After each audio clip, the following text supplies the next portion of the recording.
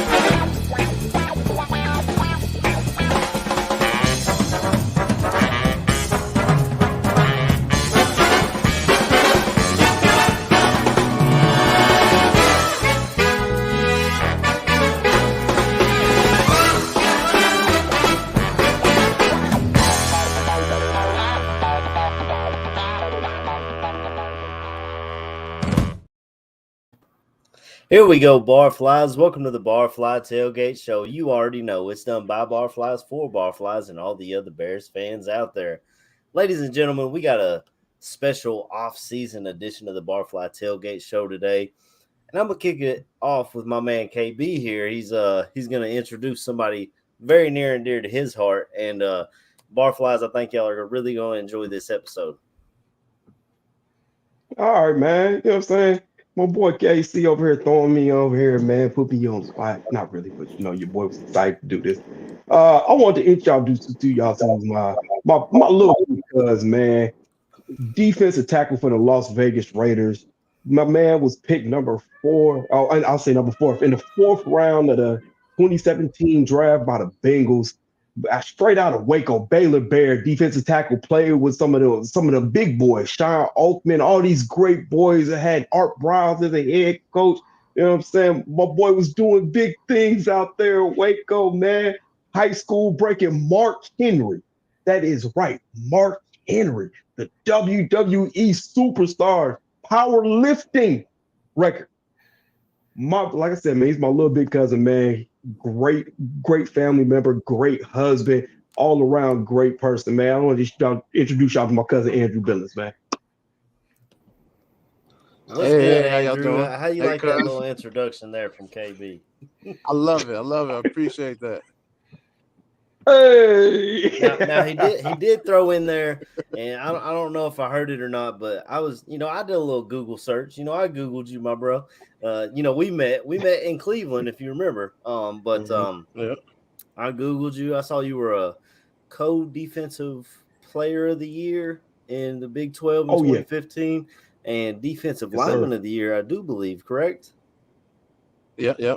Yeah, and then drafted in the 4th round to Cincinnati. So you were real close to your boy AC down here in Kentucky. And you even scooped down here and got you a woman from Kentucky, man. I give you a shout out for that one. Appreciate that. Thank you, Kentucky. Thank you. But man, go ahead, KB. How's the day been going, man? How's everything been going in the off season, man? Pretty good. Can't complain, man. Just taking it slow, working out, taking care of my body, just getting right. Absolutely. I bet you're enjoying some time off here in the off season. As you can see, obviously your cousin KB linked us together. I don't know if you call him Ryan or little dude. I don't know what you call him, but we call him KB around here. And my boy Jordan down here, he's a big fan. He's a draft analyst for here at the Barroom. So he kind of knows a couple things about you as well. So I invited him on. Man, I had you as a top 40 on my board back when in 2016. Just got to put it out there. You were a dog. Hey. He's doing it in the 4th, but like, hey man, it's being in Cincinnati with Gino. It's a situation where whether you fall, you're just about to sit here and rise. And I'd be lying if I said I wasn't a fan. Andrew, it's just a situation with you and Cincinnati, and then of course Cleveland, and then spend a little bit of a cup of coffee with your practice squad teams. But I'm excited to even hear about you with the Raiders and Patrick Graham's defense today. What'd you say? So I wanted to. I'm sorry. He said he had you top 40 on his board, man, and talked about your time in Cincinnati. We saw you in Cleveland.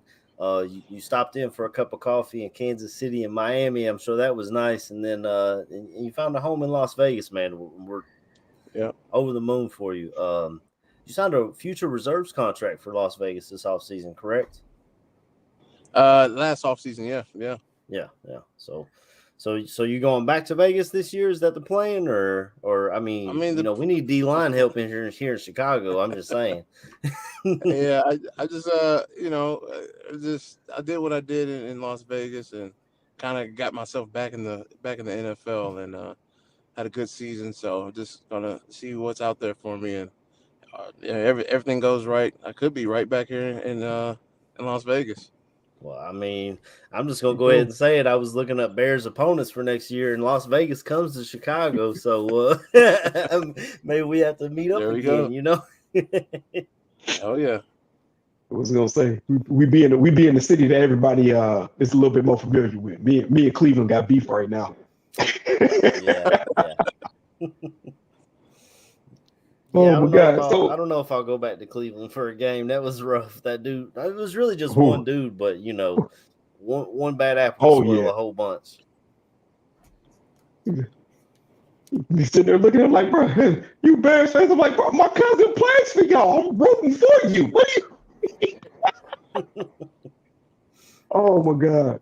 But let's start there, man. So you get with Las Vegas for the season, man. And you get around a bunch of dogs, man. You got Max Crosby on that line. Y'all still had Chandler, correct? Yep. What's his first name? I was gonna say y'all still had Chandler, man. And tell us what it's like to be around that many stars, man. Those many pieces, and being a part of a locker room like that. Man, it's great just to see everybody's everybody has work ethic, but they go about it all differently. And it's just good to see the pieces you like from different people and just seeing what the things you could use because, Chandler, he's been around the league for a long time. Max is at the highest level in his position. So they both have different pieces that I really liked and used myself. Yeah. Who's your defensive line coach there in Las Vegas?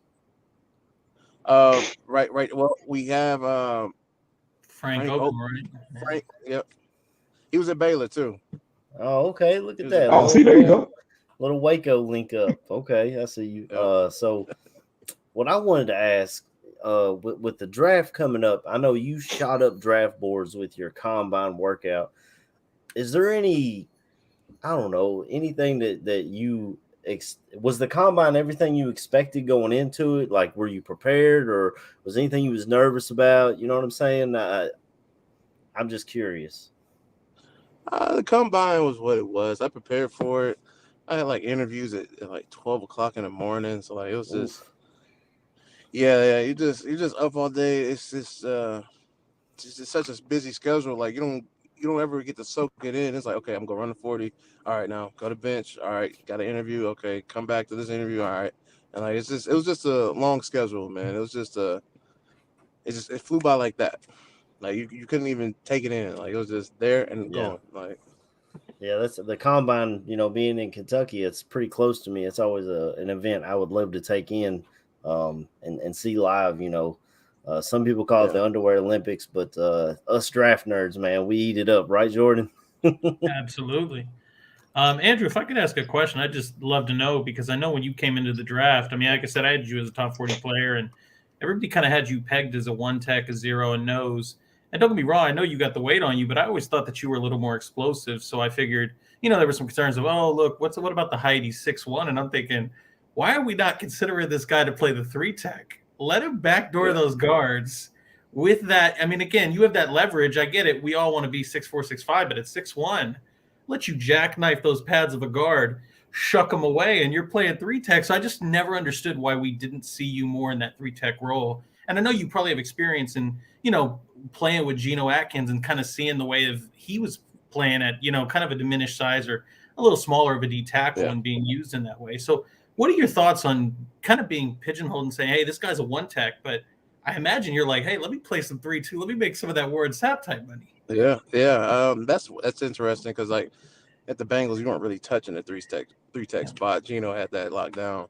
But like this year, like I remember one game they just left me on the right side versus Pittsburgh, and then I could play 3 tech all game almost. So I got a chance this year, a lot more this year than any other year really in my whole career to play it, and it's a great position. And you're right, it's if you blow up the guard, I mean, there's nothing else that can happen, but the ball can cut back. I mean, you can cut off every play there. It's a lot less double teams and a little easier in the pass rush as well. But I just gotta keep going and do it. Everything I did this year was to show people, okay, I can actually do more than just be a 0 or a 1. Like I can scoot around that offensive line. Just don't put me in it, and I'll be all right.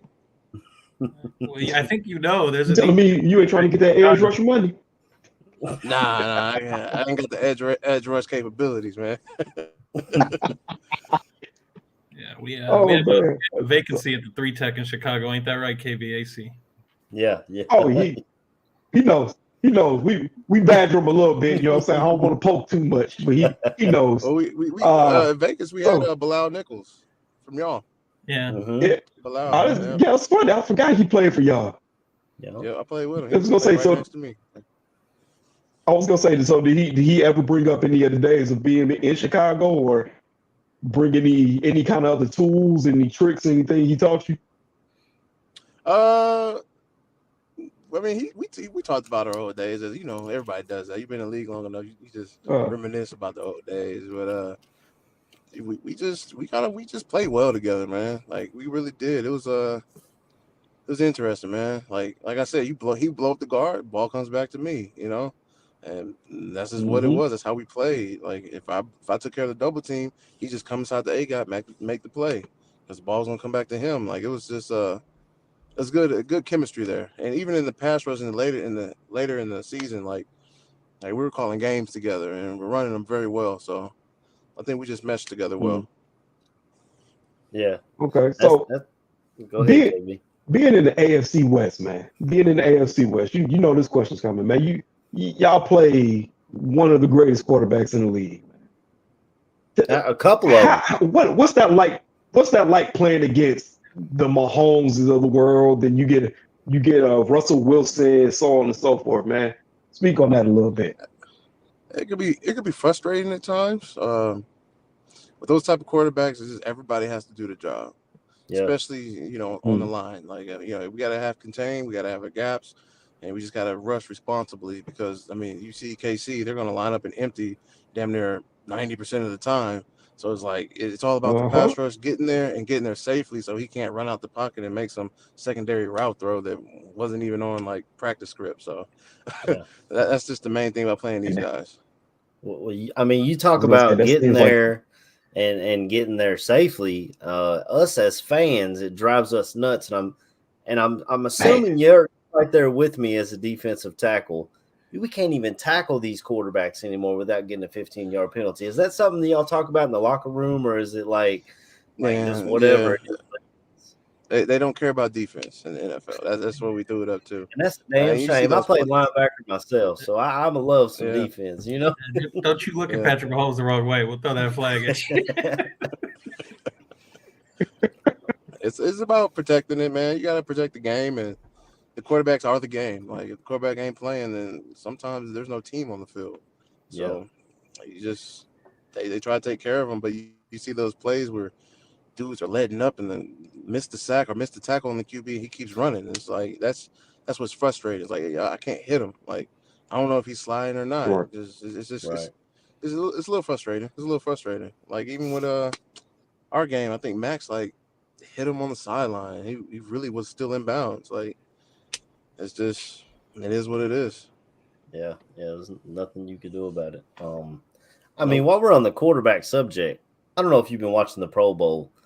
Your quarterback, Derek Carr, said he don't think he's going to be in Vegas anymore. Now, I don't want to hit these hard-hitting questions, but, man, they would hate me in the chat room if I didn't. You know what I'm saying? So what's up? What's going on with that? I mean, is he out? Is he in? I mean, we got a number 1 pick if y'all want to come get another quarterback. That's up to Derek, man. He's been in this league long enough. He's performed well enough. Mhm. Like, he knows what he's worth and he knows what he can do. So, whatever decision he makes, I think he's gonna make the best decision for himself and his family, and he's gonna go somewhere and make whatever team he signs with better. I know that's all he cares about right now. Yeah. He seems like a good dude and a good leader. Yeah. And I just it doesn't make sense to me why your organization, I know you have no say in it, but why they would just want to move on from something like that. I don't know. That wasn't really a question, but he is one of the most underrated quarterbacks in the league. I mean, and this is no disrespect to the Raiders defensive 22. I mean, I understand it. I'd love to talk to you more about just kind of that understanding with Patrick Graham coming in and moving from a 4-3 to a little bit of a 3-4, kind of asking Max to do a little bit more stand-up, things of that sort. But so I understand that defense was kind of in change, but at least with Derek, when you think about his career, but even before you got to the Raiders, it's largely been him pulling a heavy sled uphill where he's had, different coaches, different offensive coordinators, defense has been in shift, offensive line has had ups and downs, weapons. I mean, he was throwing to James Jones at the end of his career at one point. So, like I said, we all get to points where quarterbacks need to move off and go to different places. But I mean, anything that you could share about Derek, I'd love to hear about it because I imagine that he's well received in the locker room, good leader. Probably one of the better quarterbacks to play with, right? I mean, we're trying to get some locker room stories, though, Andrew. Was everything in the locker room stays in the locker room, unless you're Arian Foster. Yeah. Oh, you're good on that, man. I mean, should I go there? Y'all want to bring it up? Listen, we all know now. Ain't no way in hell. Did you get the script, Andrew? This what you got the script talking about what the season's supposed to be, man. I've been working in NFL locker rooms for 7 years, man. I ain't never seen a script in the locker. So I need to pull that clip right there. I need to remember what time this was. Oh my God! Private email.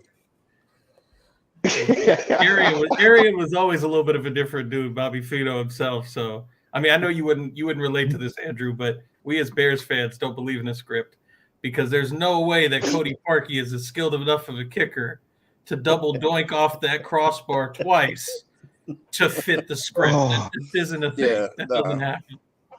I mean, I just had to bring it up. They did say that one day he was in practice kicking the head. Every day I get on TikTok, that's all I'm seeing now is memes of when so and so got the script from whatever season. Oh man, Andrew, if I could ask, I mean, not that I'm looking for necessarily locker room stories, but any type of praise that you can heap on that defensive line that you were playing with. I mean, we talk about underrated players, and Max Crosby is a guy that seemingly never comes off the field. And I know he's respected, but even I just don't feel like the man gets nearly enough respect and love throughout the league you want to talk about the Mr. All Motor. I've never seen a guy, I mean, he's got all the skill in the world. He's a freak athlete, but you just talk about a guy that just runs hot, never cools off, always chasing quarterbacks. And obviously it's not just him. You got a savvy vet, proven pro like Chandler Jones is a freak in his own mind. And then you got Bilal Nichols and other guys in that defense. How was it playing on that front? It's great, man. When you're on the team, you don't really pay attention to like what the praise the guys are getting off the field because we know what they're going to do. Like we don't necessarily praise Max. We expect it from him, and he expects it from himself. So like we don't really pay attention to is he underrated or overrated? Because I mean, honestly, is he ever going to leave the Raiders? Doesn't matter. Like he's going to retire there. Right. So he sets a high level, and everybody expects that from him, and he expects it from himself, and that's why it works out so well. Because you have somebody on your side that's going to be going every play. And how did you feel kind of joining that Raiders team with Patrick Graham coming in? And I'm an outsider, so I don't get to know what's in that playbook and everything else in the daily practices. But I'm a guy that respects Patrick Graham. I mean, I'm a big Brian Flores fan, kind of that New England style guy that shifts and changes defenses, lots of man zone games up front, fire zones. You got creepers and simulated pressures. So how was it kind of, I know you're obviously on the front, you're not dealing with all of the coverage in the back end that's setting the front, but how was it kind of adopting and getting into that defense under Patrick Graham? Yeah, I felt pretty confident, man. Coming in here and just playing, it's my style of football. It's a read attack. Just take care of the A's and B's, and that's it. Like, You're playing gap and a half over there. yeah. For one game, he just told me take care of the A gaps. I was like, okay, line up at 0 and take care of the A gaps, and it's simple. If you let them, it's simple as it can be. If you just let them make it simple for you. And then everything fits together and it looks complicated to a quarterback's eyes, because as long as you hide the blitzes well enough, then, let it be complicated for the offense. Let it be simple for the people on the defense, basically. Okay. So this is my hard hitting question. All right. This is my one I'm kind of but you obviously know coming into the year, you guys get Devontae Adams. They say we all went through the phase of him terrorizing us because we've seen it twice a year. Devontae Adams is a hell of a player and got mad respect for him, one of my favorite wide receivers in the league. You guys were looked at this year, expected to get to a certain point. You know what I'm saying? Especially when you make that trade for Devontae Adams. It was Devontae Adams was coming to play with Derek Carr. They've been best friends since college, blase, blase. And things didn't quite necessarily turn out the way that y'all wanted to turn out. So how did the morale of the team stay in the locker room? You know what I'm saying? I don't care about nothing else, who fighting and that shit. I just want to know how do y'all stay motivated to keep coming out and doing what y'all do? Some of it's intrinsic. As an individual, you're going out there to play a game, so you're motivated to go out there and play your best. You've been out here practicing it all week, so you want to go out there and show what you can do. And as a team, it's just we see like the numbers. If you look at the numbers from the season, Devontae Adams had a great year. Josh Jacobs clearly had a great year. Even Derek Carr, he had a great year. So it's we were always there. It's just the little things. And when you go back and watch the film, it's like it's the 5 or 3 plays, that could have changed the game. And that's really what it is, because we didn't suck. So it was easy to be motivated to go out there. We had a good team. We had great players. So we're like, okay, even when, we were almost in the playoffs every week, we had the playoffs hope. So it was something to play for every week. And we knew we could do it. And we knew we could just needed to, eliminate some of the mistakes that we've made ourselves on film. So Max Crosby, I'm assuming, is like the leader of the defense. Is there any unsung heroes of the Las Vegas Raiders defense that really like stepped up and took charge? Like, here in Chicago, we had Roquan Smith. He left, and it seemed like Jack Sanborn stepped right in his footprint and filled the hole that we needed there. And there's a bunch of, Eddie Jackson became a leader. We never had seen that before. Is there anybody like that in Vegas that, like, you wouldn't expect it from this dude, but this guy is really like, he's that dude, Yeah. That's I wonder if you have the same name I'd think you'd say. You got your guys. You got Duran. He stepped up, and for the defense, it's just it was an unsung hero every week almost. It's just the way you step up for a defense is you go out there and do what the coaches ask. If we have say we're playing some great receiver, and we got a double team. We got to get 2 guys to be on the same page every time we call the defense that requires that double team. And if they do it right every play, they're the unsung heroes of the week. And for everybody else, it's following that leader and doing your job. So I almost say damn near every week everybody's an unsung hero.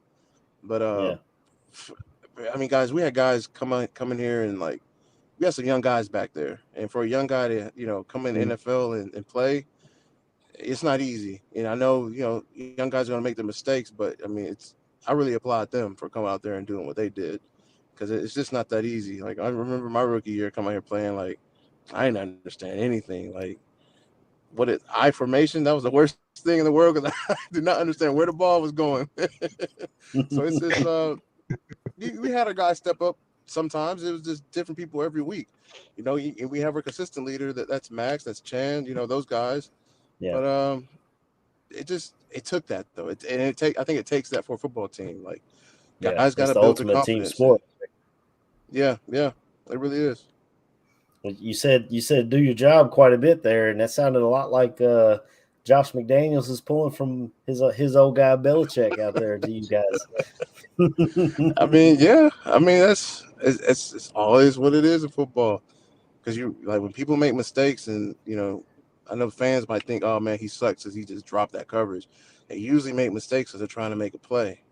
Yeah. That's why I say, just do your job. Just do your job. Don't go out there and try to do anything crazy. Because like everybody talks about Max making all these crazy plays, and it's like that's because that's his job. Like that's Max's job to be that athletic and make those type of plays. Like every end can't go out there and do that, but if they do their job, they can be just as productive.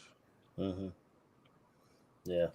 So you played in Cincinnati, you played in Cleveland, you played in Las Vegas for the most part.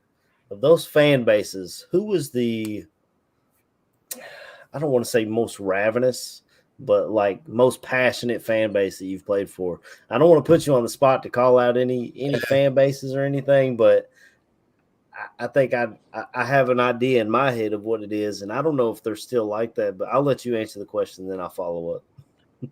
I mean, Vegas fans were crazy. Oakland fans, I mean, they're everywhere.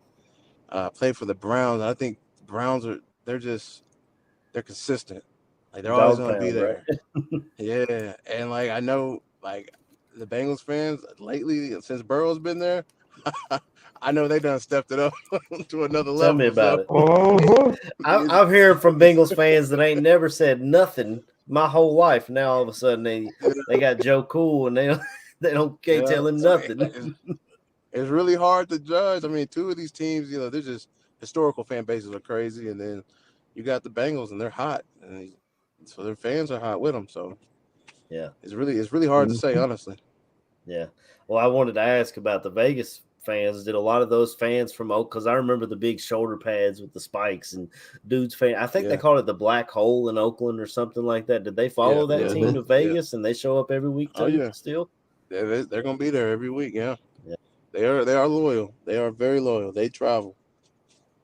That's awesome, man. A little bit of a different question, Andrew, but if I could, just because I always find it interesting, I don't think we often get to hear this perspective from a pro player. I know you had chosen to opt out during the COVID year, and then I couldn't correct me if I'm wrong. I believe you had kind of like a year off, kind of after that, before you got back with the Raiders.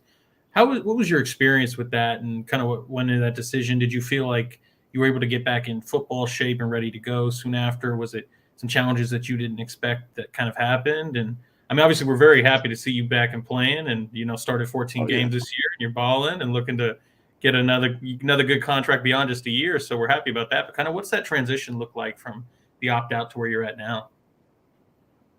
Yeah, the transition till now is crazy. I mean, the opt out year, I just did it because I had asthma, and if I had got it, then I don't think I would have made it through. But when I got back, it was hard. It was tough. I mean, I don't think I was in football shape. There was nowhere to work out really for me, and just going out there and just basically thugging it out. It just didn't. You telling me there's not 300-pound dudes that would push you around for a little bit to let you get a workout in? You'd be surprised. Defensive line is the hardest thing there's no training for it. You got to go out there and put the pads on, because unless I can go get some college players or something, like it's just not gonna happen. Yeah. So he's just coming back and I don't think I can do it. Nah, you good. Coming back and going to the Browns, that was just the worst season of my life. But I knew I could do it, so I was like, okay, it's just didn't fit. That wasn't the place for me at that time. So I knew, like, hey, once this is up, I'm gonna go somewhere else and do what I do. And so I decided to do it and came to the Vegas Raiders, and the rest was history. Man, you had a good year. Like I said, I mean, you were starting most of those games. So that's incredible to kind of come back that way. I know it's nothing you wouldn't, but there's so many guys that come back and they kind of do these reserve deals or these I futures mean, deals. And we saw it here in Chicago with Eddie Goldman. He took the COVID year off. He never even got back. He ended up retiring. You know, never came back. So, and then one more question, if I could, Andrew, just because I always find it interesting, and I promise this isn't to get you to down any of the teammates that you've played with, but do you have a specific guy in mind or a teammate that you've played with that you're easily think like that's definitely the best talent or the best dude I've ever played with in my life? And whether it's the NFL or even college, like, yeah.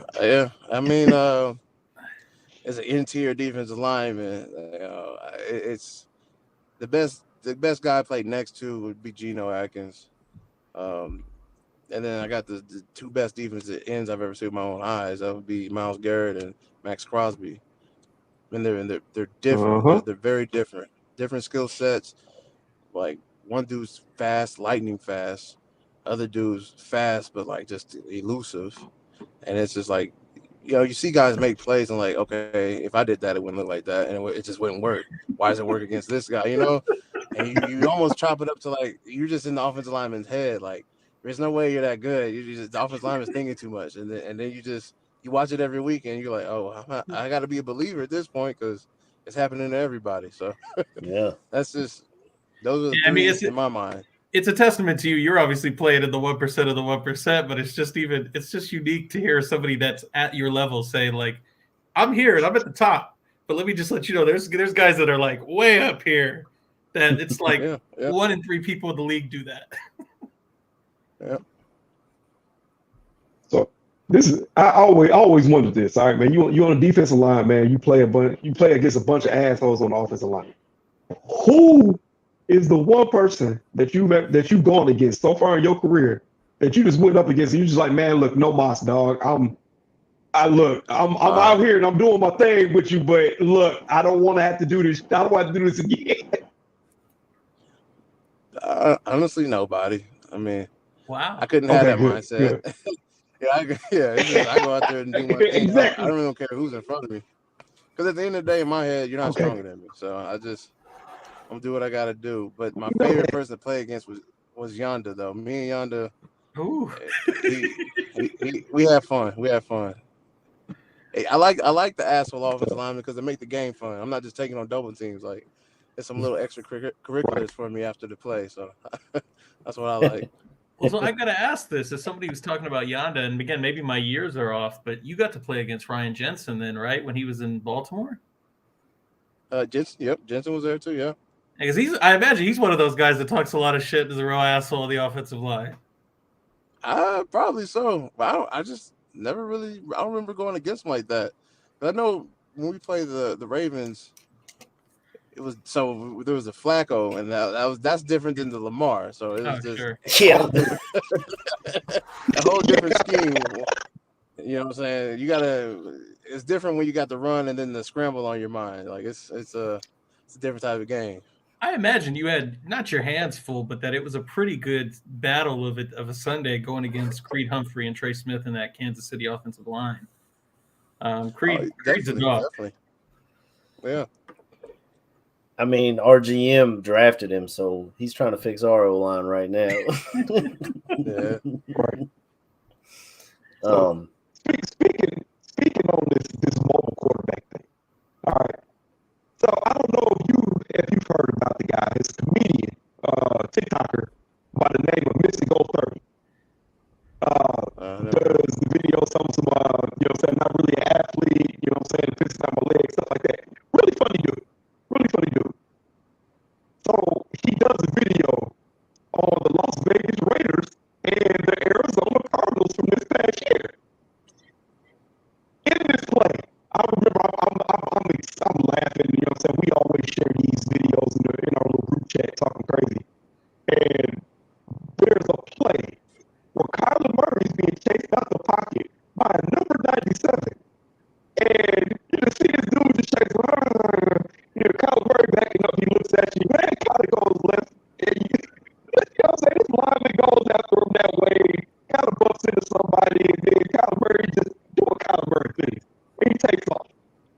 Now, that lineman happened to be my cousin. Now, I couldn't laugh the way I wanted to laugh.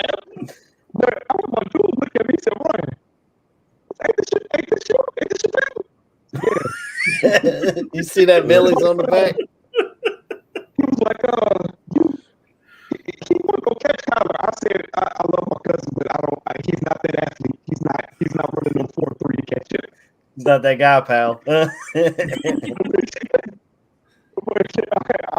to laugh. This is like, okay, yeah, I'm so used to seeing these videos that he does, and I don't know nobody.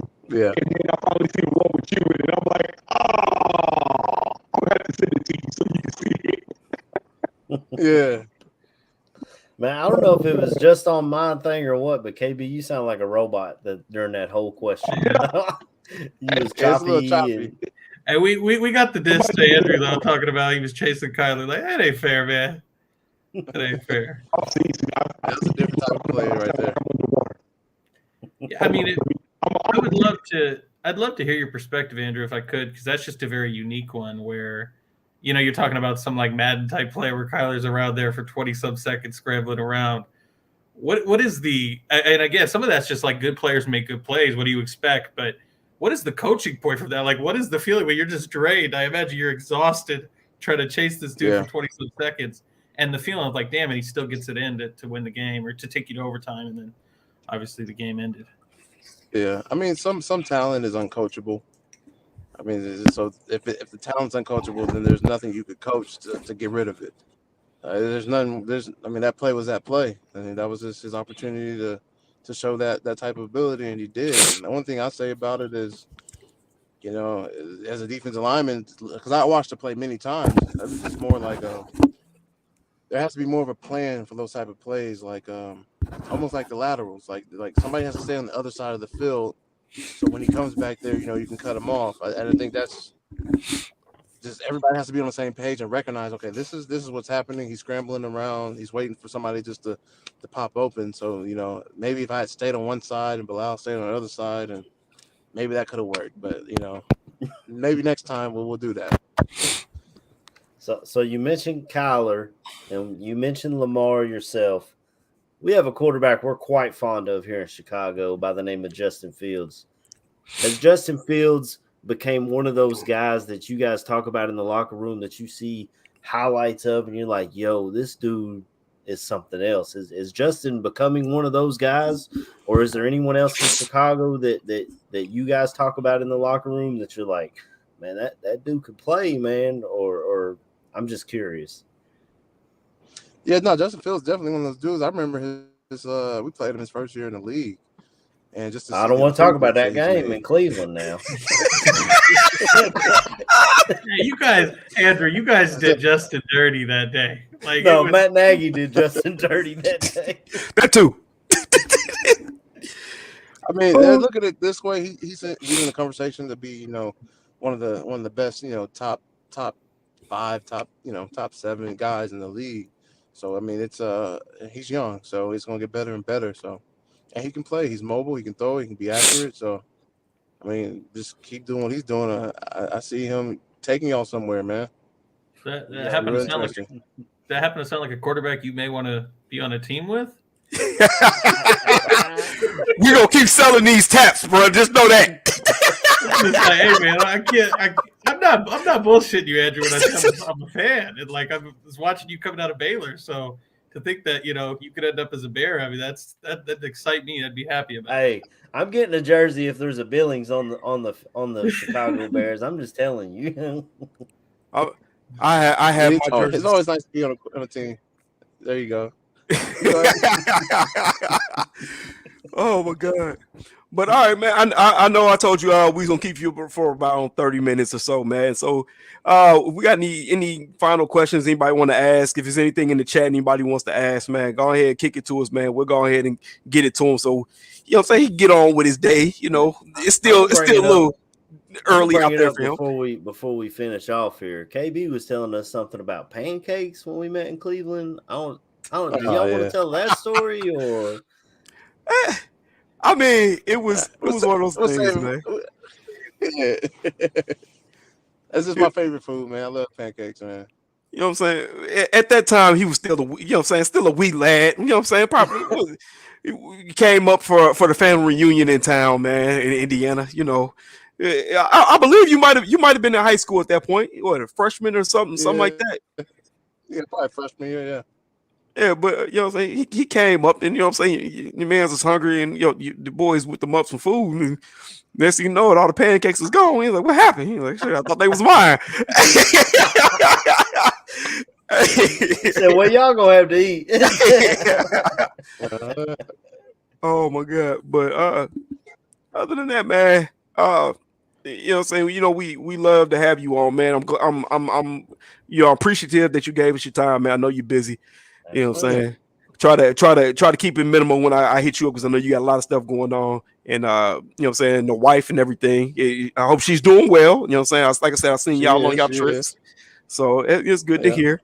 You know what I'm saying, man? Just looking forward to seeing you again, you know what I'm saying, outside of the football setting, you know what I'm saying, just in a family gathering setting and whatnot. So like I said, happy that you came on. Love you, cuz, man. Thank you for coming on and sharing your time with us. And thank you. Love you too, man. Said, y'all boys got anything else y'all want to ask him, man, before we get them on up out of here? I could be quick, Andrew. I think I got one more for you because you were at Baylor kind of during the high times with Art Briles, and I mean, again, I could be wrong, but was RG3 there at the time? I came the year after he left. Yeah. Oh, okay. It's always a fun question to ask because now you're living in the NIL era where people are, college players are getting paid, and you don't have to give out any names. But while you were at Baylor, were you getting some of those booster checks to make hanging out in Baylor a little bit more of an enjoyable time? Nah, I never saw a booster check, man. Andrew's Wikipedia says that he's from Waco, so he got a little hometown discount to Baylor. I'm saying Waco was down the street. You know what I'm saying? So, this is something I do want to ask. All right. It's just a quick one. So, have you ever heard of oh my god, I'm blanking on their names. They're RDC World, those boys? Okay, it's a group of dudes who do a lot of skits, like gaming skits and cartoon skits and stuff like that. And they were from Waco, Texas. So I was just like, I wonder if they were, you know what I'm saying, y'all ever bumped into each other. Oh yeah. I just know them. Yeah, I didn't know I never knew that. I never knew the group name. Yeah. I know what you're talking about now. Yeah. Oh yeah, I followed them heavy. Yeah. Oh yeah. Okay. I always wonder because I'm like, man, I had seen him say something once, and he was like, yeah, we from Waco, Texas. And when he said it, I was like, huh, I wonder if Andrew ever bumped into them. I grew up with a few of them, man. Yeah. Oh, that's crazy. Thank you for confirming. I always wondered that, man. So are you? I'm sorry to keep you, man, but are you a big gamer, or do you do? I mean, I know you don't have a ton of free time, but you probably not like Kyler, where you ain't watching film, you playing Call of Duty. But I'm just curious, as a Xbox guy myself, are you into any games or anything? Yeah, I play a little Madden, a little Forza here and there. Oh, okay. I'm gonna have to get that gamer tag off KB then. I'm sure he's got you on that. Oh, no, I need to get him. I was gonna say it's L Distributor trademark. I was gonna say, do you play with yourself at 99 on Madden with an X Factor too? Because I do that from time to time when I get you and put you on the team. You just happen to be a Chicago Bear in his game, though. Nah, I just log in and play on live, man. All right. Well, you know what I'm saying? Like I said, man, we appreciate you giving us your time, man. Had to poke a little fun at you, man. Appreciate you. All right, but like I said, man, if you ever want to come on during a bye week or anything, man, the door is always open at the Barfly Tailgate. You know, we're like family. I mean, KB hasn't I don't know if the invitation's in the mail or what, but I ain't really been invited to the cookout yet, but I think we're close. You know what I'm saying? Oh my God. Facts, man. It's there, man. It's definitely there, bro. You know what I'm saying? It's on this way. When that cookout pops up, you're gonna be there, AC. Hey, you already know, bro. Hey, but we appreciate your time, Andrew, for real. I mean, I know you're busy. You just enjoy your off season, dude. Yes. Obviously you're gonna stay in shape, and we wish you nothing but the best health and much prosperity. Yes, sir. And a big ass contract with the Chicago Bears. Please and thank you. Hey, Andrew, thank you so much. Really a pleasure to get to meet you and talk ball with you. Thank you, guys. Thank you. Peace All out, right, man. cuz. All right, now. Have a great one. Man, what a hell of an interview. Hey, I love You your got the cousin, coolest man. cousin I in the swear world, I man. love Man. you know I What's love up, you man? too, KB. Oh, yeah, You know, yo, we like son. brothers, It's fine. but Big Cuzzo, he's Big Cuzzo, you know? Oh yeah, like I said, that's my little big cousin, man. Like I said, I got the years on him, but he got everything else, dog. He got everything else.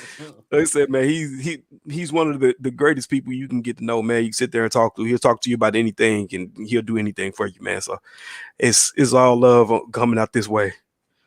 I'll never forget when you told me he was your cousin. I was like taken aback because there's no bullshit there. What I'm telling him, like he was a top 40 player on my board that year. Like, KB's got good genetics, man. hey, Elton he Jenkins was is his supposed to cousin be. too up there in Green Bay. Hey, Yeah. anybody can go look at the receipts, go look at the records. He was supposed to be a first round pick. I remember Or something. I remember them mocking him to the Bears in the first round at one point, and I remember I screenshotted it and I sent it to him. I said, "Bro, look at what they sending you," and he just laughed at me about it.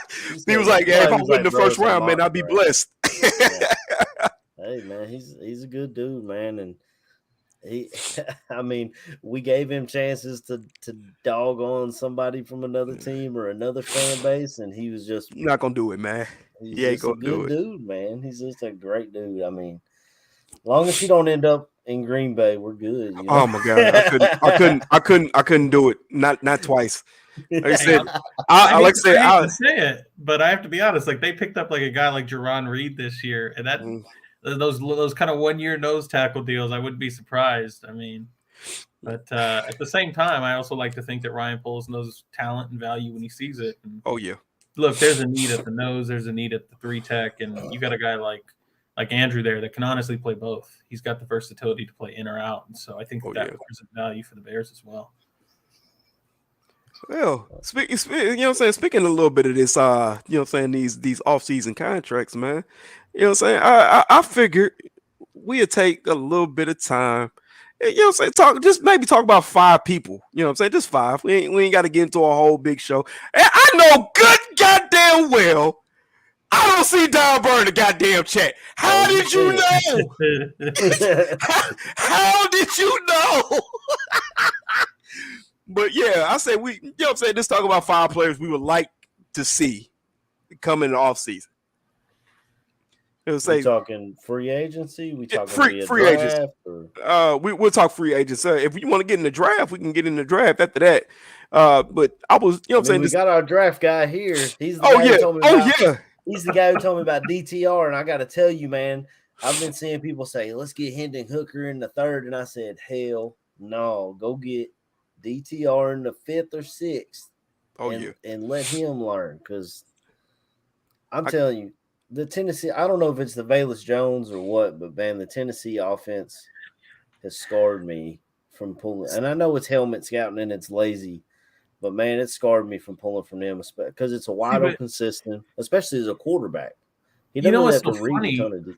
Go ahead. You know what's funny to hear that though is, and we, like I said, we can certainly talk about 5 players from free agency, from draft, anywhere you guys want to take it. But as you said, AC, and I appreciate the shout out. I've been talking about DTR for months, and I still stand by.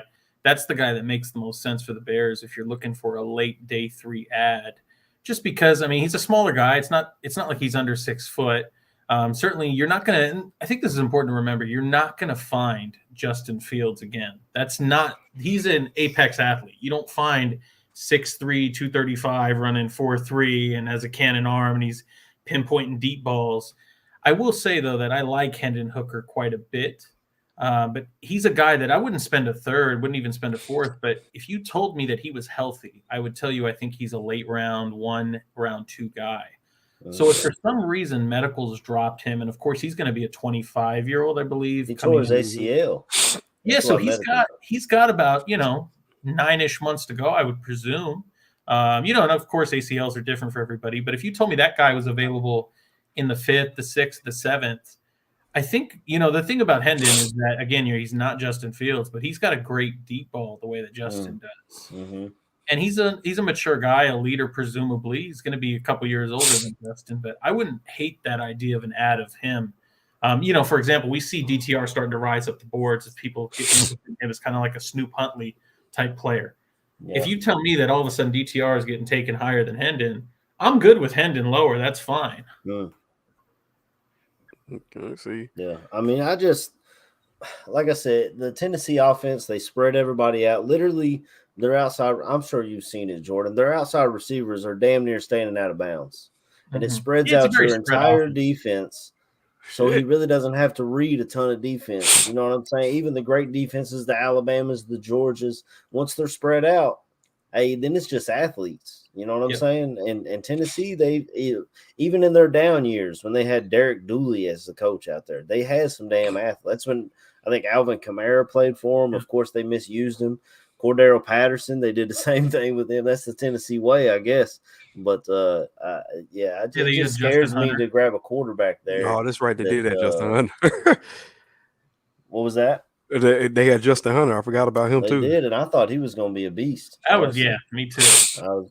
I was like, he's big, he's fast, he does everything, and he just. I hear what you're saying, AC. They're a spread offense, and largely it is spread them out, and then not even. I mean, certainly in that offense, you do have some mirror concepts where look, it's real easy, and then you get split coverage on one side, then read the other, and you got the same concepts. It's a smash here, a smash there.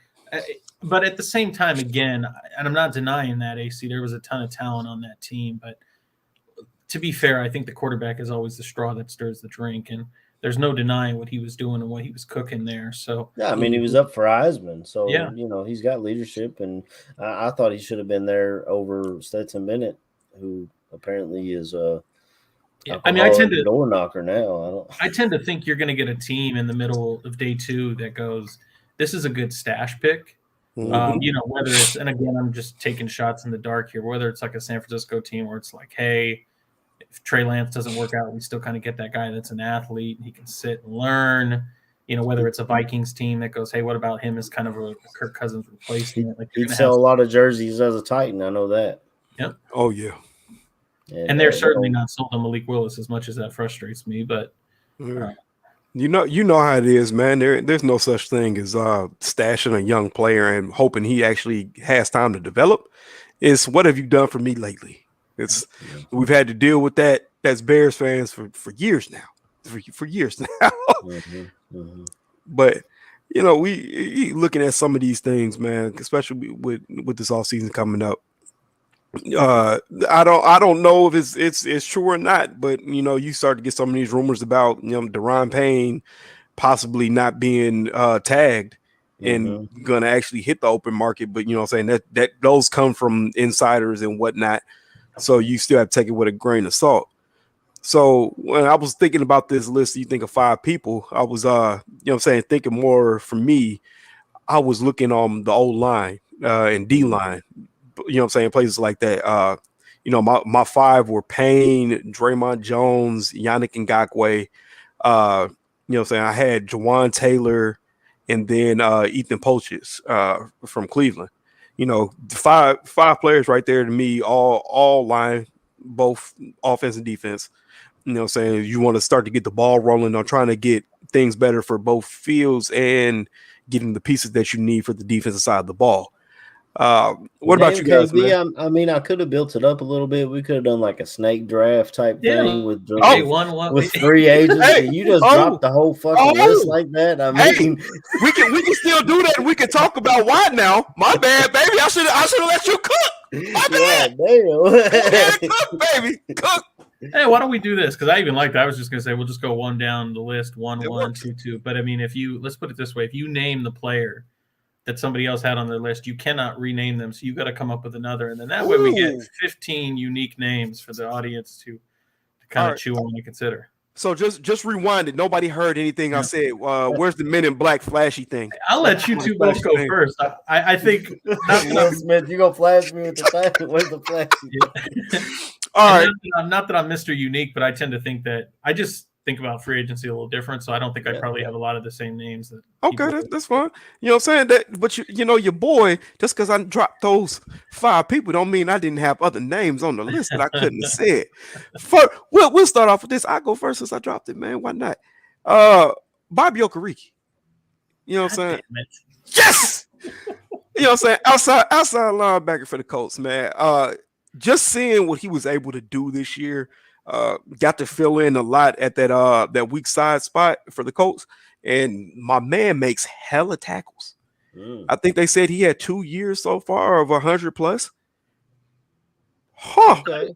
I don't know how many people. I mean, you don't want me to start waxing poetically about Bobby Okereke. Oh, I would love for you to do it because I know Jordan. You know so much about the game. You can go in depth on these things, man. Well, That's it's why funny you my boy. because you sit here and talk about, like, I said, damn it, because that was one of my guys. Like, Oh yeah, I know everybody's like Deron Payne and this and that.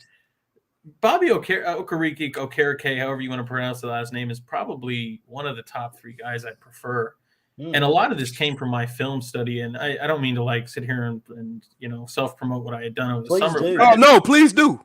I had done a video on analyzing the Eberflus defense and what that meant. And I did it because, what does the 3-tech look like? What about Kenny Moore? What about, the safeties? You had Blackman there. And then the other safety who retired, who they would move up a lot. And that's how we saw Brisker used. But what continued to shine in that tape is, yes, you had Shaq Leonard making all the interceptions and stuff, but Bobby Okereke was a key player in all of those highlights. Okay. A super heady, smart linebacker who has got decent size, good speed. Like another guy I like, for example, and this isn't, I'll just leave him as a bonus, is I really like David Long as a linebacker from the Titans. Yeah. But he's 5'11". I don't see that guy fitting into what Eberflus wants in this defense. But Okereke, on the other hand, is able to spill and fill with good range sideline to sideline, and then has the size to fit up and fit the run and hit blockers and shuck them and shed them to make plays on the ball. And I mean, he's got interceptions on, I think it's Derek Carr, or maybe that was Shaq Leonard. He had, I believe, an interception off Mac Jones when they played last year. And then, of course, he had a phenomenal year this year playing in Gus Bradley's defense in that Bobby Wagner / KJ Wright role. Well, I mean, y'all just gave me somebody to look at because, I mean, that name was foreign to me. I mean, I didn't know him, so I'll have to check him out coming from the Eberflus system so he knows what's expected of him. Maybe he can come in and be a bit of a leader on the defense. They, like I said earlier, Eddie Jackson stepped up and became a leader prior to injury. And then after he went out and Roquan was out the door and Quinn wasn't there anymore, they're going to be looking for guys that they can plug and play and maybe put a C on their chest too, and they can be leaders on and off the field. So that dude sounds good to me. I mean, if y'all gonna leave the low hanging fruit for me, I'm gonna take Deron Payne and I'll drop 25 mil on him a year. I don't care. That's my number one guy. That is my dude. I said it during the season. I was like, if this dude hits free agency, that's my guy. And a lot of people was talking, well, what about so-and-so, blah, blah, blah. I don't want to take a bunch of names out of the hat since we got 15 to go through here. But Deron Payne is my number one. You plug him in day one on that D-line, and I'm all for. I just hope it doesn't turn out like an Albert Hainsworth type deal where you pay him a lot of money and he don't show up, But I don't think he's that kind of guy. I don't think he's got it in him. And the Commanders, that they got Chase Young coming back. They got a bunch of guys on that D-line coming back that they invested highly in the draft. Are they going to want to pay a whole bunch of money toward them while having all this draft capital? And is Ron Rivera still their coach, or did they let him go? No, he's there. I'm a little surprised by that. He didn't even know his last year there. I mean, he didn't even know that the playoffs were on the line when he set Heineke at the end. Like, I love you, Ron, former Bear, but dude, how do you not know your playoff situation? You guys are going to get under my skin, and I mean that in a good way. I love Ron Rivera, and I think that he's been dealt a real shitty hand. Oh yeah, Washington. I mean, I'm not saying it's an excuse. You got to know the line as a head coach, but largely it's almost like he's having to play president, GM, and head coach all at one time. It is a pretty bad organization to be in. Yeah, big time. So that's my number one. KB, yeah, I mean, I gotta say a little bit about Draymond Jones just because I love the player too, and that's obviously the prize gem that everybody wants, and I get it. Maybe I'm just an ultimate pessimist, and I just think that bad always happens to the Bears, but I just don't truly see a reason why they would ever let him walk. And the reason for that is let me give you all the reasons why he should. Like, they drafted Fedarian Mathis in the second round last year out of Alabama. to play the one tech, which Draymond Jones plays. So I get all of the reasons why you would say he'd walk, but he just had a career year, which is funny. I mean, you could talk about Josh Jacobs or all these other guys that when it's time to get paid the next year, they show up. He had a career year, and you're about to let that former first rounder walk after a career year scot-free? Because here's the thing. If you let him walk, you're going to get a third-round compensatory pick, assuming he gets a mega deal. That's great. Right. Or I could hold him hostage, franchise tag him, and say the best bidder gets Deron Payne, and you sign him to a mega deal. Mm-hmm. And I know that nobody wants to hear this, but like that would be one that I would be more okay with, which is if Washington tried to hold him hostage, say we're going to franchise tag him, and then like Chicago, you really want him, you can go ahead and trade for him, and then you can hand him the big money. It's no cost to us, just that franchise tag to start. And then we get a pick out of you. And I know that's not what everybody wants to hear, but again, why would you ever let that guy walk scot-free? Right. If you can get anything more than a third-round pick, you would franchise tag him and trade him. Right. Yeah. That's true. I mean, they've got all the leverage that they need in that, but as we just said, it's kind of a dumpster juice organization who makes questionable decisions. You're right. Consistently. And don't ever underestimate dysfunction. So, go ahead. I will take a guy that I don't know if many people are like, why the hell would you choose him? Give me Josh Nijman. Okay. The tackle from the Packers. Yeah, swing tackle from the Packers. He plays all across the line. Yes, so he can. This is what I think. Like you heard me say it about Andrew Billings. Like I want a guy that can fit. If you got Justin Jones, like play some tackle, play some end. I want that same versatility on both fronts. So if you got Josh Nijman who can play left tackle, right tackle, could maybe even bump inside if you needed him to. He's a guy that started when Bakhtiari was out, when Elton James was out, when they've had to move him around. And I know the last thing that people remember is he had a real rough time and was pulled against the Lions. Against Hutchinson, and that certainly wasn't a good look, but I think you combine the familiarity with Luke Getsy, the Packers offense, understanding that zone scheme, what it looks like, what it is to run it, and you're talking about a guy that's not going to command a ton of money to be a legitimate player on the offensive line. And as much as I think we all want the 5-star offensive lineman, everybody's getting $25 million a year deals, that's not feasible. And the way that you've seen Ryan Poles try to build it is he could have drafted Abraham Lucas or any of the other tackles high in the draft last year. He could have spent for Teron Armstead, and the way he's done it is say, let me see if I can build it with value. And it wouldn't surprise me to see him go with a guy like Josh Nijman. Braxton Jones was on a lot of those all-rookie lists, so a questionable pick at the pick has become, I'm hearing even national media, the Draft Dudes, a podcast I listen to quite a bit through the Draft Network, they talked about him, and they were like, this dude was a fifth-round pick. We didn't see much out of him. He came from a small school, but he had like the arms, he had the feet. He just needed to hit the weight room, really. And they were pleasantly surprised. And I like hearing national media and big guys that they don't have to go out of their way. And honestly, the draft dudes shit on the Bears quite a bit. Honestly, they do. When they were going through their season projections. Of course, back then I had the Bears over the 6.5 or whatever the win total was. And they were going through their projections and they was like, man, I'm having trouble finding another Bears victory here. They kind of projected it right then. And I was in my head like, how, man, we losing all these teams. And then sure enough, we did. You mean that was before they decided to purposely say, hey, just screw it. We'll try to find our way to the number 1 pick. Like, I will still stand there and fight that the Bears had much more talent and could have won more games than what they did this year. Oh, yeah. There was some very questionable decisions, whether it be game calls, play calls, decision made, roster decisions. Oh, it seemed like they revved it down every time they were in the red zone, man. Hey, man. The script said, okay, the script that was handed to them was, hey. They gave Justin that script at the start of the year. They said, hey, Claypool, on this 4th down pass with the game on the line, you're going to let the ball hit you in the hands, but you're going to drop it. Hey, I time stamped when Andrew talked about the script too. That's going to be something cool for sure. But, yeah, man. I mean, since we talking about kind of under, under the radar linemen, I was thinking of another one. From my understanding, he's going to be a free agent this year. he's not the big fish from Kansas City. He just so happens to play right tackle for the Kansas City Chiefs. His name's Andrew Wiley. Right tackle, undrafted, you know what I'm saying, solid protector. He's not a world beater by any means, but he's been a solid right tackle for the Kansas City Chiefs.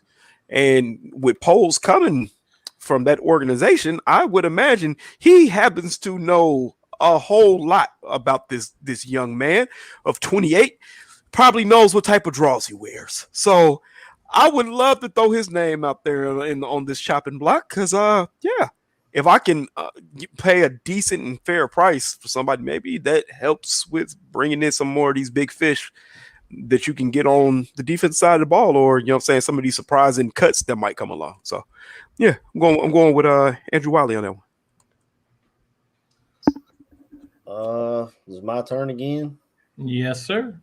Well, I mean, if we don't get Deron Payne and they do what they have to do in Washington to keep him, what do you guys think about Orlando Brown, the left tackle from the Kansas City Chiefs? Now, I just waxed poetically about Braxton Jones. I'm in the fan club of Braxton Jones, but I feel like he might still be young enough to switch over to the right side where we have a lot of problems. Orlando Brown ain't switching to the right side. He got out of Baltimore because of that very reason. I don't know what it'll cost. I feel like our GM might know him better than we do, obviously, coming from that organization. But that's a guy that I like. He's pretty good. I don't know if he's top 5 in the league good, but he's still young. I think he's 26 years old. So even if you give him like a 5-year deal, he's just barely hitting his 30s at the end of it. So I feel like it might be a good swing for us. I know Dan Aguirre's talked about, and again, this goes back to helmet scouting, but he's scared of grabbing anyone from Kansas City because I guess we've been bit by that in the past. But I like Orlando Brown, and I think he'd be a good left tackle and honestly would solidify the right side as well if you can flip Braxton Jones over there. What do you guys think? I gotta say I'm a little down on Brown. Not that Zeus Jr. is fine; he's a decent player, but that just isn't something that I personally would want to do. He's a good left tackle, and obviously he starts for the Chiefs and that prolific offense. But I think it's important to kind of consider the context. A guy like Patrick Mahomes mitigates a lot of the pressure with his creativity, getting the ball out on time, making the spectacular happen. And so it's not that Orlando Brown's a bad left tackle. I just think that he wants to be paid like a premier left tackle. And he's not a guy that I ever consider to be like even top 5. When I think about left tackles, I mean, I'm thinking about Laramie Tunsil. I'm thinking about Bakhtiari when he's healthy, Trent Williams naturally, Teron Armstead when he's healthy. So obviously you have these caveats of when he's healthy, but to me, like, I would go through a lot of players before I would ever think that's the next name I'm giving out as the premier left tackle. Well, Cornelius has a good thing here. Leave Braxton Jones at left tackle and draft Darnell Wright. I do like Darnell Wright a lot out of Tennessee. Unfortunately, Cornelius, we are talking free agents here. if we want to get into the draft, we'll be here all night. Me and Jordan will get into it. But for right now, we're trying to stay focused and try to keep this train on the tracks, man, because my family's downstairs right now. Yeah, I'll be quick then on my second one. The guy that I have in mind is went offensive line. Don't get me wrong, man. I got time. I'm just saying, if we get into the draft, man, we'll go for hours. We're gonna pop up this mock draft simulator. Next thing you know, it's midnight. Second guy I have, first guy I went with is Josh Nijman, tackle from the Packers. That's an offensive line help. Next one I'm going is defensive line. I like Greg Gaines, defensive lineman out of Washington, plays for the LA Rams. Aaron Donald's running mate plays kind of the one-tech nose tackle for the Rams in that odd front, but he's a guy that is a really good gap stuffer, really holds well at the point of attack, and he's a handful in that respect, so he can play your one-tech. But I also just think, and again, you can't choose wrong on this defensive line. It really needs any help it can get. So whether he's playing the one or you want to try him at the 3, I'm fine with it. But I think naturally he'd slot in as the one tech there at a budget ad, as opposed to, a Deron Payne who figures to be a one tech, and that's going to be $25 million. You can probably get Greg Gaines for a third of that. Oh, okay. Well, that's something to look out for. Does it worry you that the LA Rams kind of had a bad year this year? I know obviously Cooper Kupp got hurt, and Matt Stafford got hurt, but I mean the defense, even one of my favorite guys, I know he's not a great dude off the field, it don't seem, and he likes to talk, but a lot of corners do, is Jalen Ramsey. I still have a lot of love for that corner. Yeah. Does that worry you at all? It's a great question. I just think that, again, context is so important when we're talking about this, because I don't think anything's a zero sum. Like, it was the same defensive coordinator, and I actually think that defense did relatively well in trying to hold up its end of the bargain. But you're talking about an offensive line on that Rams team that couldn't stay healthy for a game of the season. The only guy I think that stayed around there, where in the hell to get the time to get out? I've been in my, like I said, I've been in my whole work in and just thinking about football, watch football. But Rob Havenstein, the right tackle, was the only guy that stuck around on that line. And then you talk about Stafford with the elbow issues, and you had Cam Akers sitting out, and you had just all types of issues. And I mean, I love Jalen Ramsey. I'd love to be proven wrong. I hope he shuts me the hell up. I think that you started to see him lose a step this year. And not in a way that like he's doomed, just that I don't know if you can ask that guy to play against the elite apex wide receivers out on the boundary.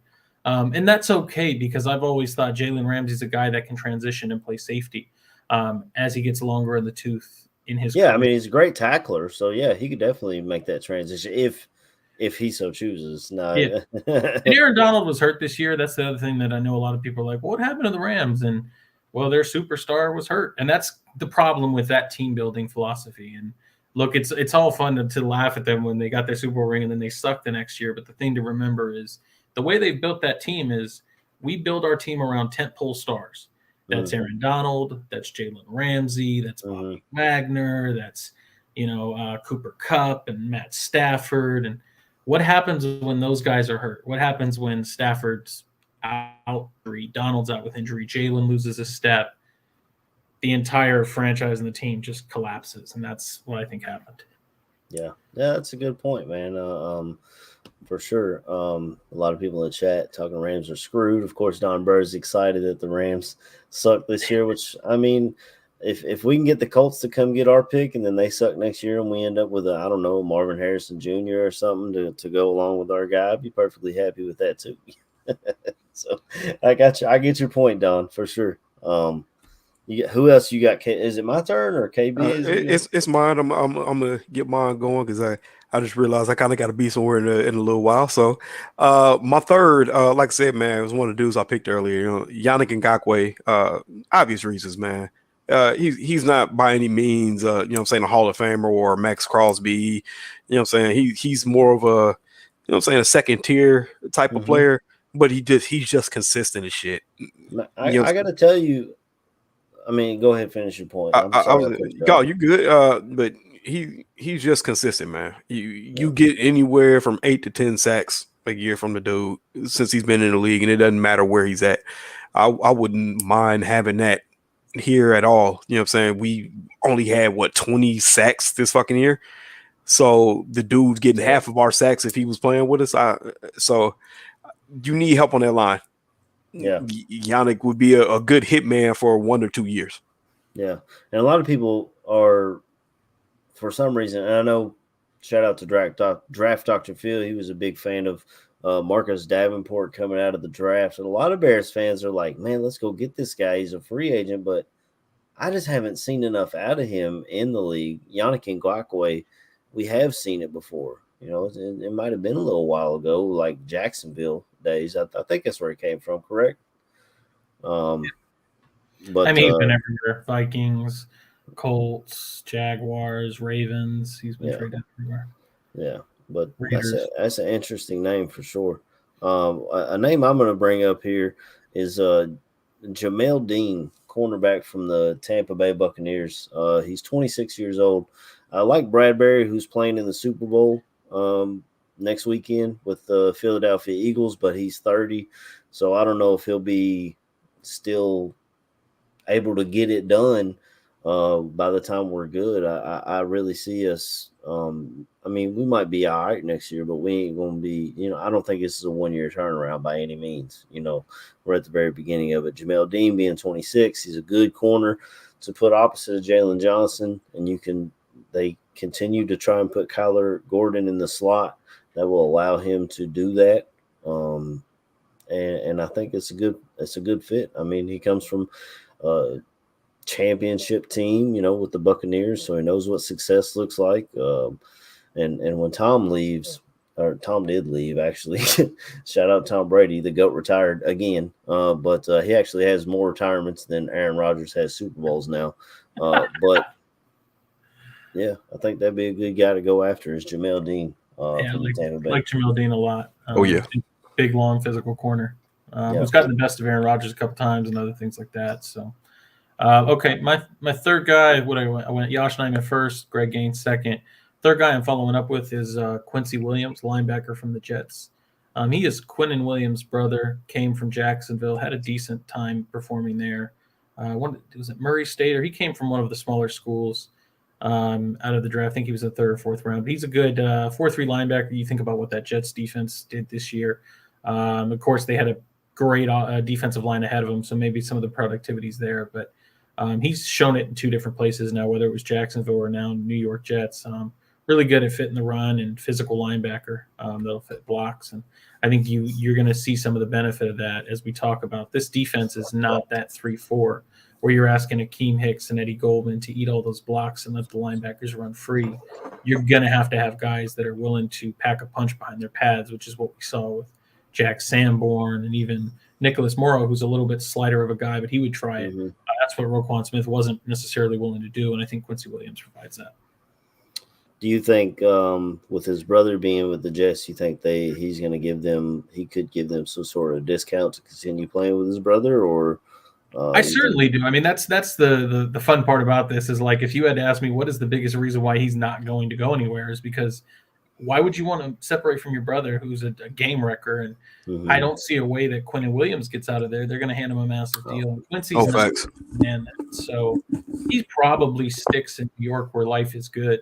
But at the same time, if there's an opportunity and he's an unrestricted free agent, I wouldn't mind throwing again, when I say a bag, everybody's like, oh, $25 million. I'm thinking, hey, like, I like measured shots. So like 8 million, 6 million. Maybe I feel Foles likes that too, man. I mean, he could have thrown money at Ryan Bates last offseason, but he didn't. And honestly, that was one of the biggest issues with the Bills this season was their offensive line. But if I get off on that tangent, that's again, we'll be here all night, and KB's got to be somewhere. Give us another name. Speaking of that, I'll raise you another versatile O-line because, like I said, at this point, it's all about protecting that man, Justin Fields. Number one, him, if you will. It's a player that was with the Patriots last year. For whatever reason, he fell out of favor with them. Isaiah Wynn. You know what I'm saying? 6'3". They had him playing a tackle, but you know what I'm saying, with that height and, you know what I'm saying, the length of his arms, I would probably like him better and more playing interior. See if he can play maybe a guard spot. He's uber talented, man. I wouldn't mind, you know what I'm saying, throwing a nice little respectable check at him to get him in the door to come in and block for Fields, man.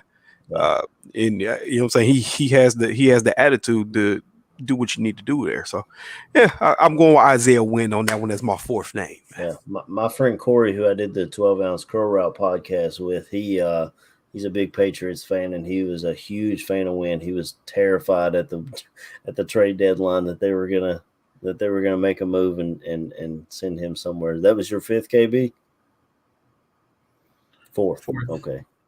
So it's my fourth as well. I guess I could take notes or be some sort of producer or something, but you know, it is what it is. All right, so I'm just assuming it's going to be my fourth. We talked about O-line, we talk about D-line, trying to build a team. Let's get Justin some weapons, man. Let's go down to South Beach and get my man Mike Gesicki. Oh, okay. He not a very good gritty dancer, but I do believe he'd be a good catch tight end to maybe do some 2 tight end looks, you know, help Luke Getsy get in his bag, as they say, you know, to draw up some new plays, and I feel like we can find a spot for him on the field somewhere. I really like him. I liked him out of Penn State. I believe it was Penn State he came out of. Miami's used him to the best of his ability. I don't know what kind of money he's looking for, if that's why he wants out of Miami and away from that offense, or I'm not sure what the issue is there, but that's the guy I've got my eye on. Sorry. Oh, you're okay. I swallowed spit. It got me. But, yeah, that's a dude that I've got my eyes on. I've had my eyes on for quite some time, and I would love to see, as a Chicago Bear, give Justin something to throw to. I mean, we traded for Chase Claypool because, Poles wasn't a big fan of what this free agency class looks like. And as I look at wide receivers, I see, like, I don't know, Jacoby Myers and guys like that, I feel like we kind of already got that with the Darnell Mooney. And I think Chase Claypool, after this offseason, hopefully he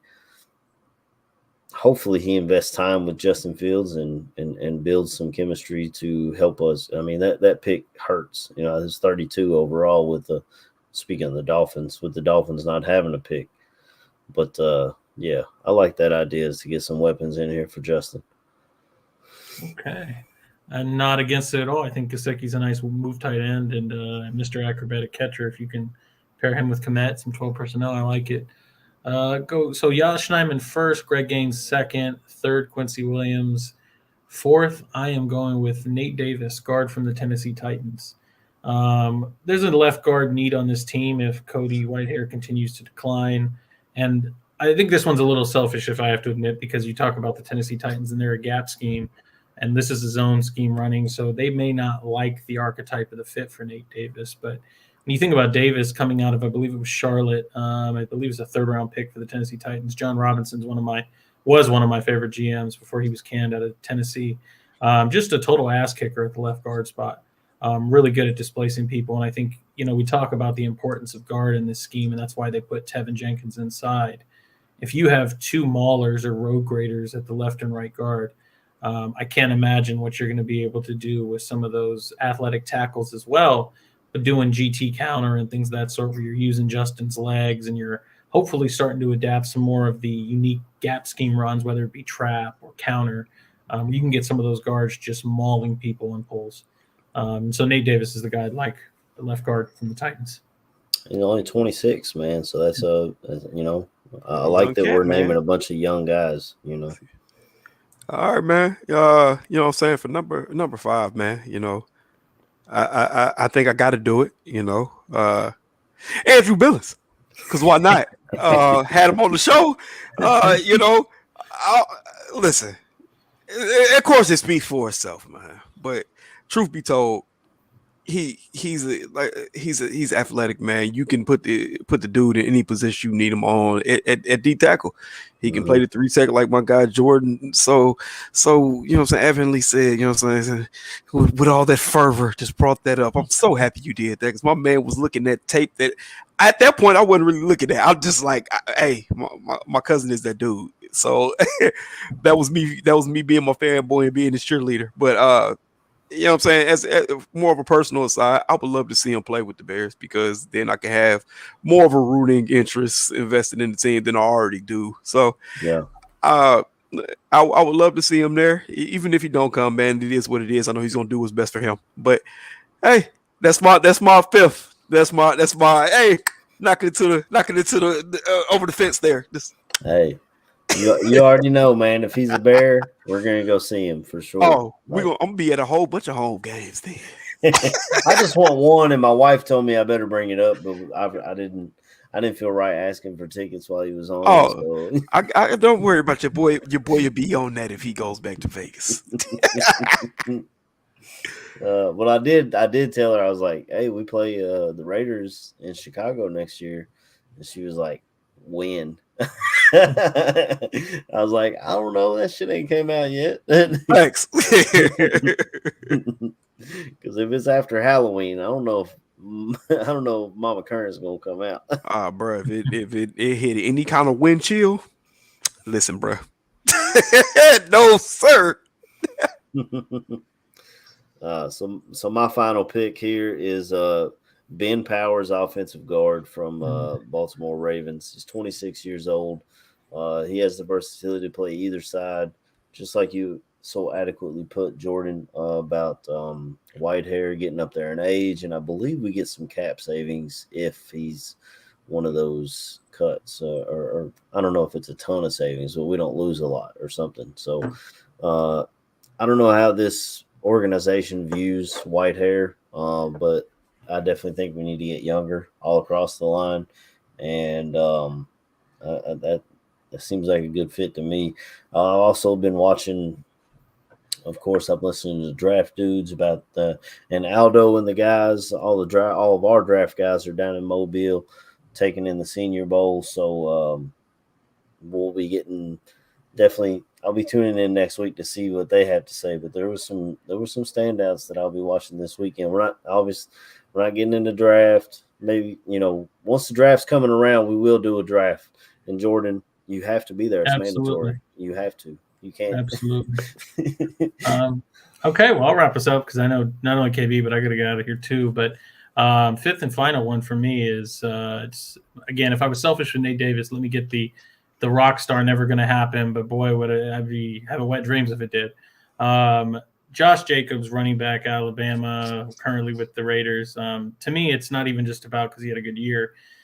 He's a guy that actually that was the only reason I was sad about the Khalil Mack trade is because I saw what he could have been a Bear had we not made the move. And so, you talk about rare running backs when they come into the league with less mileage than usual because they were preceded by Derrick Henry and, Mark Ingram and everybody else that came before Josh Jacobs. And so when he got into the league, he had less miles and less wear on the tires than usual. And don't get me wrong, I know John Gruden's beaten the hell out of him and used him a ton, but when it came time to show up and make your money and earn that next paycheck, he was phenomenal this year. And so I know you get a lot of people that talk about Tony Pollard and how good he is, but to me, Josh Jacobs is a guy that has every aspect of what Montgomery has: pass blocking, catching out of the backfield, patience, vision. But more importantly, he's got the one thing that David Montgomery doesn't have, which is a sixth gear, the ability, in overtime to run 70-some yards to end the game against the Seattle Seahawks. And that's really what Josh Jacobs is, kind of the full package to me as a running back. Mm-hmm. I like Jacobs a lot. I like Saquon Barkley a little bit better. Sure. To me, and there's a guy down in Mobile right now. I believe his name is Tajay Spears out of Tulane. He's been turning heads all week. The guy can catch the ball out of the backfield, makes explosive runs. He had a great bowl game against USC, I believe. I'm not completely positive on that. Yeah, they did play Tulane. Mm-hmm. They did play Tulane. And he definitely showed up and showed out in that game. So that's a name that I'm looking out for in the draft. I don't know if he'll go up or down based on his performance this week or what's going to happen with that. But as far as running back, I'm kind of in the camp at this point. I don't really want to pay him. I mean, I know it sucks with the history we have, and I got Walter Payton behind me. You know what I'm saying? But, I mean, we've seen it with Zeke. We've seen it with, Christian McCaffrey for some of his career. Gurley. You pay these dudes, Gurley, right? You pay these dudes, they get hurt, and then you got a bunch of money sitting on your bench. And it sucks, but that's just the nature of the beast with that position, to be completely honest. Okay. Yeah. So I just saw something in here. I remember Aldo bringing this up. I got a little commercial I'm gonna run before we close out and get out of here. The Barroom is pushing some premium content, and I'll just run the ad and then we'll close it out after.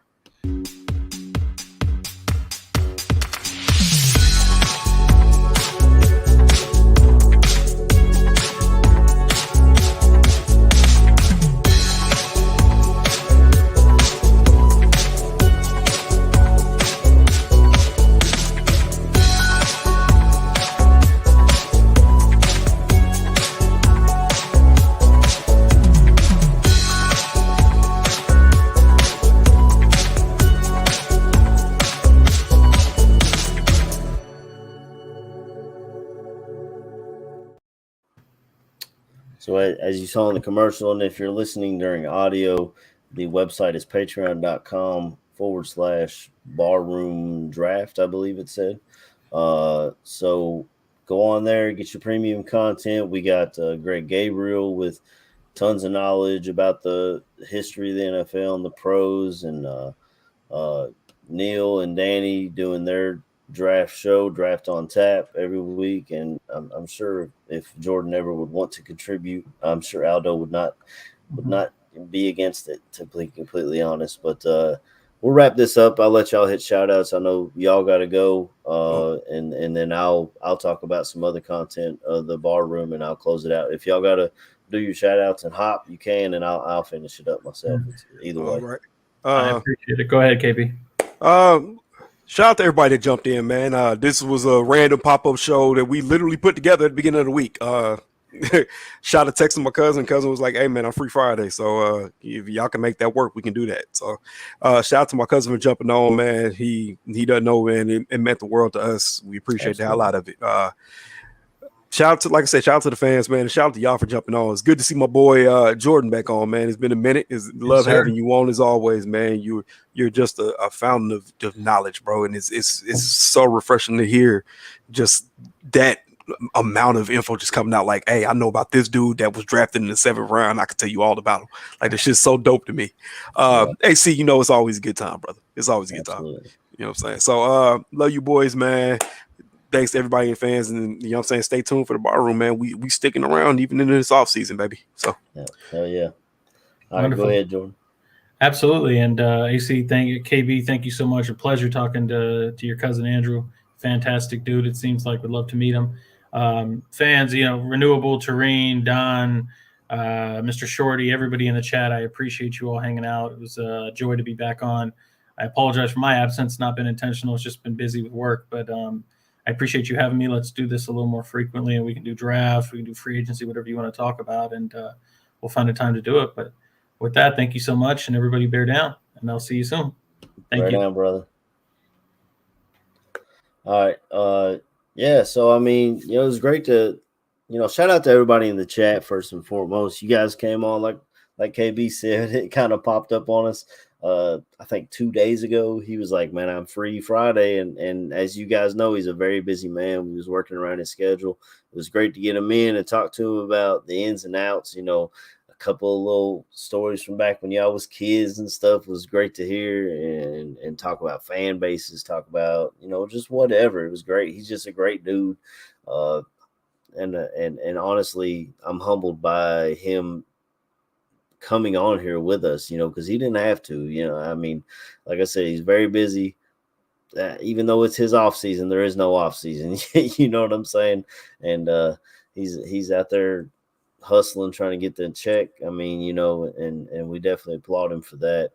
Definitely, if he listens back, man, definitely shout out to you, Andrew, and your wife, Kentucky girl. I got to throw that back in there again. Always. Hey, we proud, man. But yeah, so that was a great interview, and I love talking to him. Stay tuned here on the Draft Network, or on the Draft Network, the Ballroom Network, and we've got a bunch of draft talk coming up. Like I said, Danny and those guys, I believe, are down in Mobile watching the Senior Bowl, watching the practices, talking about. So they'll probably come on next week and talk about all the things that they saw and going forward. Obviously, the premium content that I just dropped an ad for.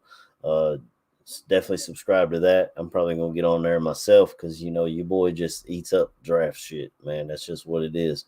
I think Mr. Shorty said they had a lot of stuff coming out Tuesday, so stay tuned. I mean, the best thing you could do, like, comment, subscribe to the Ballroom Network here on YouTube, and it'll tell you when we go live, and you'll never miss a show. And we definitely appreciate everybody stopping by, saying what's up, and all those things.